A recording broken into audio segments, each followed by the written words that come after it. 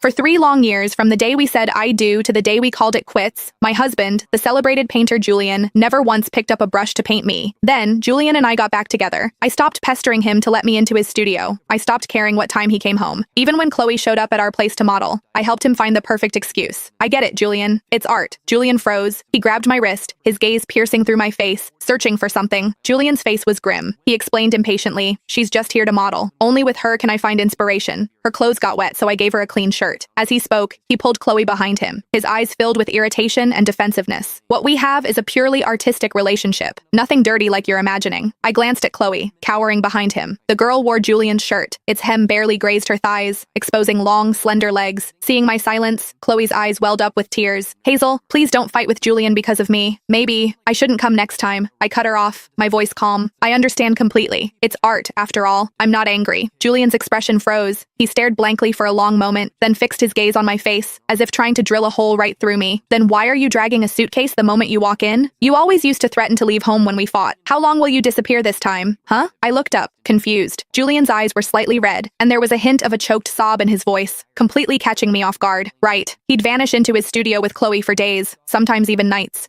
Fearing I'd disturb his artistic flow, I hadn't told him about my business trip.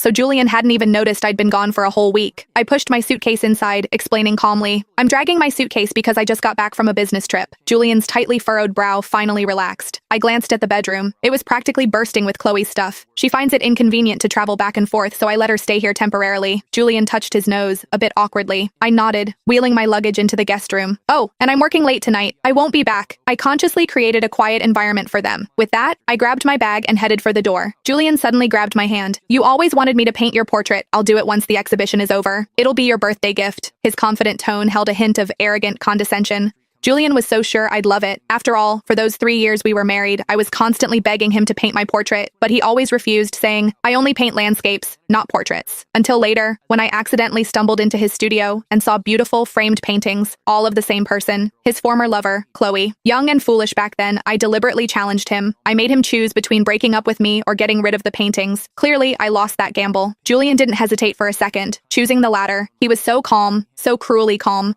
Cruelly telling me that I was just a stranger in his life, and that relationship ended with me sobbing and demanding a divorce. After we separated, I was heartbroken for half a year, barely able to function. But now, mentioning it brought only indifference and calm. Time truly is a strange thing. "You should get back to your work, Chloe is waiting." I gently pulled my hand from his grip, my voice as flat as if I were commenting on the weather. Julian finally let go. To finish the project, I worked non-stop for a solid— Click the link on my profile to download TikTok and watch full videos for free. There's even more great content waiting for you to discover. This is the official website link, so you can download with confidence.